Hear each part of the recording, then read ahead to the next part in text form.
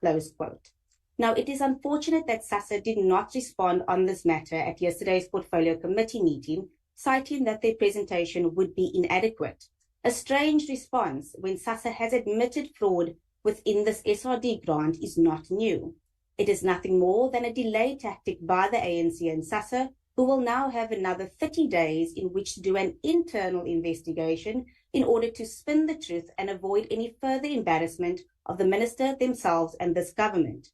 All while eligible recipients remain locked out of the grant, fraudsters continue to steal, and the public and stakeholders still have no answer. The Auditor General also revealed that nearly 15 million rand in grant payments was paid to people who had died. Wow. SASSA is synonymous with fraud, corruption, mismanagement, snaking long queues, pensioners sleeping over in the queue to secure their spot for the following day, and tragically pensioners dying in queues. Visiting a SASSA office is certainly not a pleasant experience, but one made out of sheer desperation. Unauthorized deductions, the 390 million rand lost during the CPS scandal, paying deceased beneficiaries, paying government employees, system glitches which lead beneficiaries to either receive double payment or no payment at all, SAPO and Postbank inefficiencies, confusion over gold cards, black cards, and card expiry dates. The list of SASSA failures are endless. Since inviting the public to share their experiences regarding allegations of fraud within the SRD 370 grant, the DA has received over 150 emails from South Africans nationwide supporting the findings uncovered by 2 Stellenbosch University students. That there is an active SRD grant in their name against their ID number that they did not apply for, and despite reporting this to SASSA, they are still locked out of the grant despite being eligible. If I can share one example, open quote, I have 3 nephews and 1 niece who had just turned 18 years old who tried to apply for the SRD grant, and the system says application already active, but they didn't apply. Early January, we called SASSA customer care to report this, and the agent told us to give him the details of the application. They'll send it to head office so they can cancel it. After cancellation, they will send us a text message so that we can reapply. But today, we have still not received any text message. Close quote. Now, it is unfortunate that SASSA did not respond on this matter at yesterday's Portfolio Committee meeting, citing that their presentation would be inadequate. A strange response when SASSA has admitted fraud within this SRD grant is not new. It is nothing more than a delay tactic by the ANC and SASSA, who will now have another 30 days in which to do an internal investigation in order to spin the truth and avoid any further embarrassment of the minister themselves and this government. All while eligible recipients remain locked out of the grant, fraudsters continue to steal, and the public and stakeholders still have no answer. The payment of social grants account for approximately 96% of DSD's annual budget. SASSA will receive 266 billion rand for this financial year. One would therefore expect the very best security systems be in place to prevent fraud and corruption, but clearly this is not the case. Is this by coincidence, incompetence, or by design? Is it by coincidence, incompetence, or by design that SASSA has failed to report allegations of fraud exceeding 100,000 rand to SAPS, as required by Section 34 of the Prevention and Combating of Corrupt Activities Act, as highlighted by the Auditor General? Is it by coincidence, incompetence, or by design that the Chapter 4 Inspectorate for Social Assistance, as envisioned by the Social Assistance Act, an independent body whose primary function is to ensure the integrity of the social assistance framework, as well as to investigate fraud, corruption, and any forms of mismanagement and criminal activity within SASSA, still has no real capacity? Instead, SASSA established internal fraud investigation capacity through the Internal Fraud Management and Compliance Unit. Herein lies the problem and conflict. SASSA cannot audit itself. This fosters an environment ripe for fraud and corruption. By SASSA's own admission, the FMC became structurally unsuited to address the persistent leakage and concerted attacks on the social grant system. Despite government being aware of the need for a more robust and independent structure to tackle fraud and corruption, the proclamation on Chapter 4 was only achieved in 2024.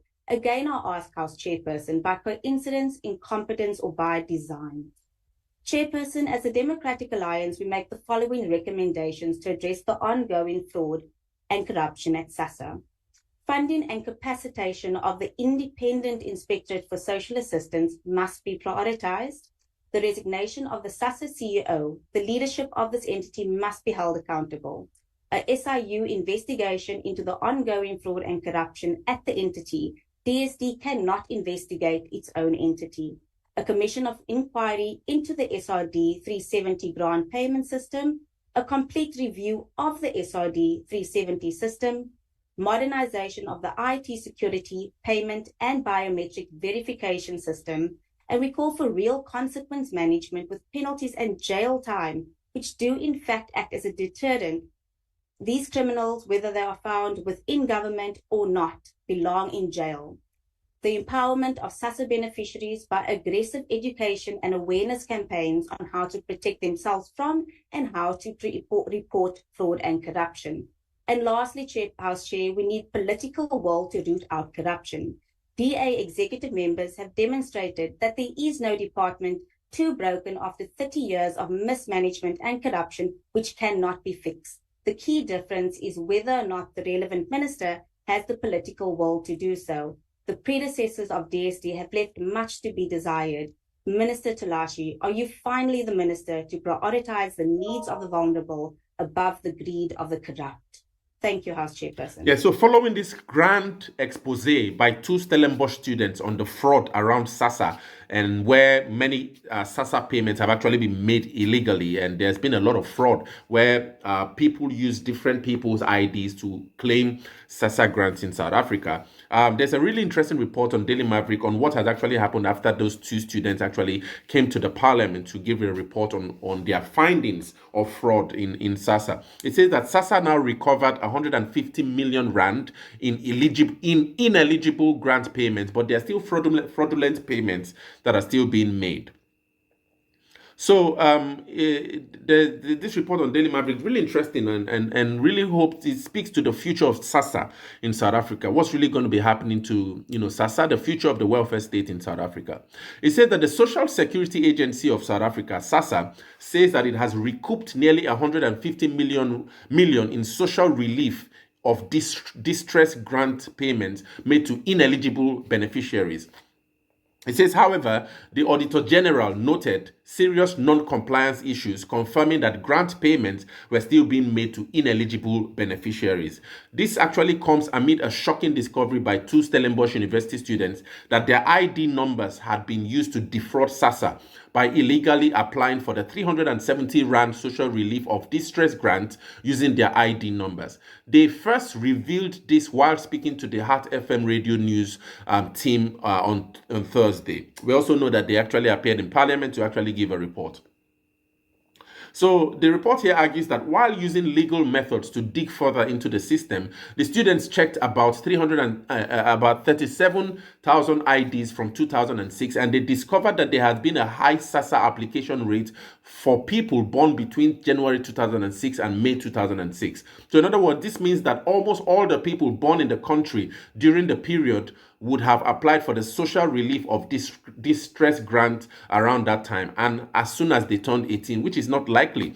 All right. But anyway, in terms of ineligibility, there's a senior audit manager, Puleng Mulapo, who actually said that between May 2020 and August 2021, SASSA made payments to individuals who were not eligible for the grant. All right. He says that this was because internal controls were inadequate to perform validations and prevent payments to ineligible persons, as the entity did not maintain effective, efficient, and transparent systems of financial and risk management and related internal controls. This is what Molapo actually argues that is the problem with this whole fraud that took place in SASSA over a long period of time.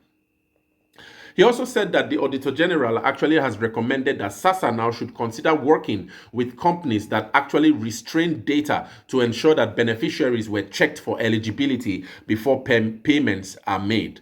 Other irregularities also identified include a 74 million rand payment for service not rendered and overpayments amounting to 316 million rands to the controversial company Cash Payments Master Services. Molapo said that Cash Pay Master Services were still undergoing liquidation and that the process to recover the overpayment is still in progress. Now, there was also this case of 1.5 billion rand underspent on social assistance. Molapo said that the department underspent 1.5 million rand on social assistance. He explained that the largest portion was attributed to child support grant, 792 million rand, and also social relief of distress grant, 591 million. So many questions, many people asking now, where did all of that money, if it was underspent, where did all that money go? Anyway, he explains that that underspending was as a result of the changes in the social relief of distress means test and the qualifying criteria for beneficiary applications. He said that the majority of beneficiaries receiving child support grants were between 18 and 35 years old, and that this could give an indication of the number of unemployed youth who had children of up to 18 years old and were dependent on the grant. Molapo is saying now that he says that we have a crisis and something needs to be done within the government at large so that these individuals can actually be self-sustaining. The Auditor General also revealed that nearly 15 million rand in grant payments was paid to people who had died. Wow. I'll go through that again. He says that the Auditor General revealed that nearly 15 million rand in grant payments were paid to people who had died. Wow, that's scary. So he says that this is because the National Population Register kept by Home Affairs is not always updated, and deaths in rural areas aren't always registered immediately. So this is why Leon Scriber is really pushing for the digitization in Home Affairs, because this is a really big problem. I mean, like if you imagine 15 million rand being paid to dead people, I'm wondering who's really assessing those funds. It's really mind-boggling. But anyway, it says that 1.5 million rand worth of social grants was paid to SASSA employees, and 133,800 rand was paid to post-bank employees, even though this is not allowed. So you see a lot of fraudulent irregularities going on with this whole SASSA scheme. It says that SASSA only relies on the beneficiaries themselves to declare their alternative sources of income, and that there are no systems in place to detect all incomes received by beneficiaries. It says that the Auditor General recommended that SASSA should develop a plan to verify the eligibility of grant beneficiaries on a regular basis and talk to State Information Technology Agency to interface different financial systems which will indicate the beneficiaries already on SOCPEN, which is a government payment system, who earn income, and review them for eligibility. Another recommendation now was also in terms of disciplinary action to be taken against SASSA employees who do not declare that they get social grants. That's really going on. It says here that a lot of employees in SASSA actually get a lot of income from SASSA, but they do not declare them. There's a business executive at AGSA, Mitchell Magaman, who actually said that although means testing was necessary, it should be done without frustrating citizens. That there must be a balance, and that we must be cautious that when we implement the means test, we are not so stringent that we frustrate the citizens. If I, as a beneficiary, go to SASSA and they scan my thumb, it should already tell them which bank I'm with, which account I have, and whether I'm registered on the Companies and Intellectual Properties Commission, and if I earn an income. This should happen in real time. There was also another committee chairperson called Bridget Masango, who actually criticized the lack of consequence management within the department of SASSA, and she said that this has actually allowed this financial mismanagement to continue. And I really like that term, consequence management. I think I heard it first from the Minister of Correctional Services, Dr. Peter Grunwald, and this is actually something that I think a lot of ministries in South Africa actually need, consequence management, because there's a lot of porosities going on in most of these ministries, and until they really carry out an adequate consequent management, they might just keep on going on.